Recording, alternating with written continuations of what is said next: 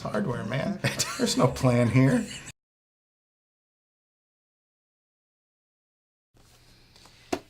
John, can I ask you, how old are you? 67. Yeah. And you have a 14-year-old son? 15. 15, okay. So I won't bother to do the math, but... He's 1,000 years younger than me. Your son, Jack, how did he come to be, and how did that... I was one of those people that really didn't give a damn. I was just going to roll through life, and if an offspring happened, it happened. I wasn't going to go and work on it. Yeah. It was just nothing I cared about one way or another. Married people with kids looked just really unhappy to me. Boring and haggard and so on and so forth. And so I'm rolling along, minding my business. I'm getting old. And then I'm suddenly... Like about 43? I was getting old. I was more like about 46. No. Old. And I started to have these terror attacks. Terror. I'm telling you, terror attacks. Fearsome terror attacks that I would die without an offspring. Mm-hmm. Unbidden, they showed up. I hadn't been ruminating on it. Nothing. But suddenly, I'm minding my business, and I'm thinking, oh my God, if I don't produce an offspring, I'll... And it's so corny. It's Dante's Inferno. I mean, I'm thinking, oh my God, and these thoughts would come over me. They would absolutely rot in hell forever. And I hadn't had any interest in hell before this. And I thought, okay, that'll pass. That'll pass. I don't know why that happened, but it happened. But it started happening.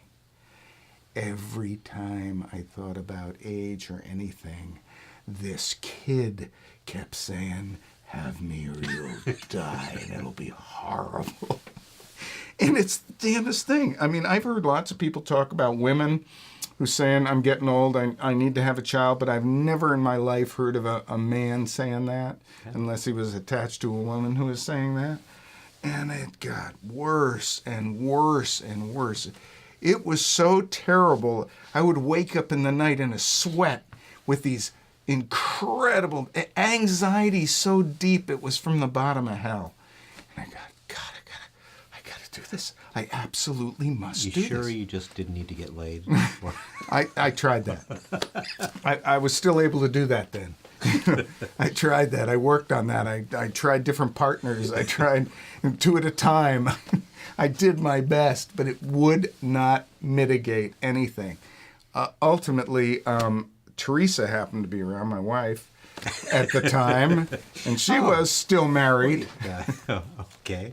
And, her husband decided that he didn't want to be married, so he was icing her out. He was essentially not paying any attention, not having any sex with her, but I thought, wow, I'd just love to fuck her. She's a delicious little thing. And, in fact, we got together... And she was starting to age because I was already 46. And she was getting up there, like, let's see, she was 15 years. She's 15 years younger, so you do the math. About 28, 29, something like that.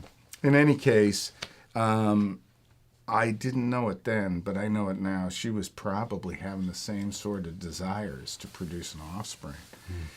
So we married, he... Eventually iced her out to the point, and then she said, do you really want to be in this? Because I'm sleeping with John. And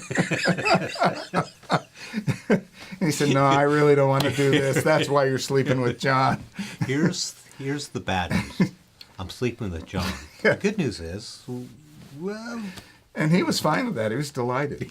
Oh, yeah, no, sure, I'll sign it. John? God, I've always liked that guy. She was married to him 1 year. 6 months later, she was married to me. And then I went, oh, Jesus, Joseph and Mary, thank you. At least maybe I can produce this offspring and get him off my soul. And he kept hounding me. And I said, okay, we got to do this. We got it. And she, okay, fine. And luckily enough, it was pretty easy. I mean, our eggs and sperm thing worked out real well. It was real simple. And along came Jack, and it went away.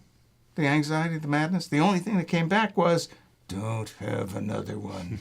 Don't have another one. And that was getting to be crazy. That was getting to be deep anxiety, too. So I went and got snipped. Fuck this. I don't need these balls anymore. I guess that's one way to do it. Mm-hmm. So you named him Jack. Jackson Lane Zupa. Yeah. My middle name is John. I'm John Jackson Zupa. Mm-hmm. Now, his great-grandfather, H. Jackson Tippett, was the dearest man I've ever known. And he died when I was 5. So you can imagine the men I've known. Mom's side. Yeah, my mother's father. And everybody spoke well of him. Even my father, who hated everybody, spoke well of him, which was phenomenal. He's the only person my father ever spoke well of. Everybody else was an asshole, a shithead, a loser, a schmuck. Probably were. I don't know. I suppose they were, but he was no less a schmuck himself. In any case, so, and this is an interesting tale. This is kind of interesting you bring this up because this is one of those woo-woo moments for me when Jesus was hanging around or somebody. My mother said, we have to baptize him. Really? You have to do that?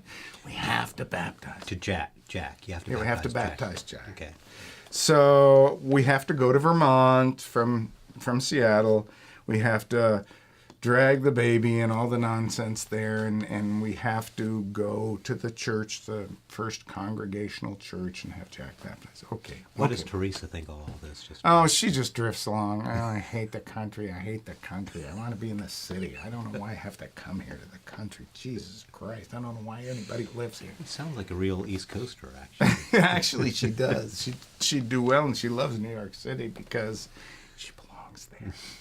In any case, sweltering July afternoon, we go into the church, and they're having the ceremony and doing their stuff, and then we're going to have the baptism, and we get up there in the baptism, and I've got my tie on. I'm sweating, just sweating profusely, and Jack grabs the tie. Oh! I wrestle the tie loose. Gets a big roar of applause, laughter out of the congregation. But then, they go through their ceremonies and their traditions and spiels and so on and so forth. And then the preacher says, the minister says, so now we're going to sing some songs. We're going to have a few songs to sing. And I just want people to tell me what song they want to sing. And I knew what song I wanted them to sing, but this thing got 630, songs in the thing. And I can't do that. Some woman picks the song I wanted to sing. And the reason I wanted to sing that song, because it was H. Jackson Tippett, Jackson's great-grandfather's favorite song. Whoa. Bing! I had a woo-woo moment, I'm telling you. Woo-woo. Yeah. If the Kodak was in my head, it would have revealed some strange phenomenon. So that was delightful. I really appreciated that. But what a sweltering hot day. So did you enjoy fatherhood? I loved Jack? it. He was fine. He was a delightful little kid. He was just fun and easygoing and oh yeah, that. And I was older now, so I didn't have any need to go running around and exploiting and getting laid and doing a million other things. I'd done it all, for God's sake. I'm a superhero compared to some people.